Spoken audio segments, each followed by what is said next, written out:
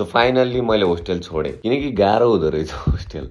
अलि साथीको रुममा आएर बसेपछि झन् गाह्रो भइरहेको। त्यही नि केही छैन, केही न केही त दाउमा लाउनु परिहाल्यो नि। अनि तिमीहरूमध्ये धेरैको मलाई मेसेज आइरहेको थियो कसरी आउने कसरी बस्ने, हामीलाई नि पढ्न छ, प्लिज एडभाइस देऊ न। म आफूलाई त्यस्तो एडभाइस दिने लायक त मान्दिनँ, त्यही पनि केही हेल्प चाहिँ म तिमीहरूलाई गरिदिन सक्छु। हुन त तिमीहरूलाई हेल्प गरेर तिमीहरू नै आएर होला मेरो सिट खाने, बट स्टिल यु क्यान कम।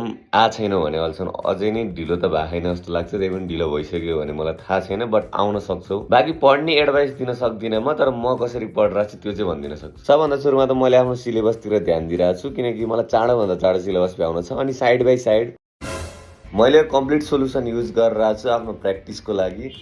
अनि बेटर भएको छ, म आफैले सेल्फ इभ्यालुएसन टेस्टहरू गर्दाखेरि एकदम राम्रो भएको छ। बाँकी हेर मेडिकलको बाहना पारेर काठमाडौँ घुम्न चाहिँ नआउनु, पुतली सडकमा यत्तिकै धेरै भिड देख्छ, टाउको दुख्छ, तिमीहरूले आएर झन् थप्छौ। त्यो बाँकी यो बुक लिन छ भने तिमीहरूले नेमको गेटभित्र गएपछि नमस्कार बुक्स या फिर नमस्ते बुक्समा गएर लिन सक्छौ। अनि यदि तिमीहरूले मेरो नाम युज गर्छौ भने तिमीहरूले आइएमको च्याप्टर वाइज बुक पनि फ्रीमा पाउँछौ, त्यो तिमीहरूको लागि गिफ्ट हो। यत्रो मोटो बुक सकायो भने त सायद नाम त निकाल्छु क्या मैले यार।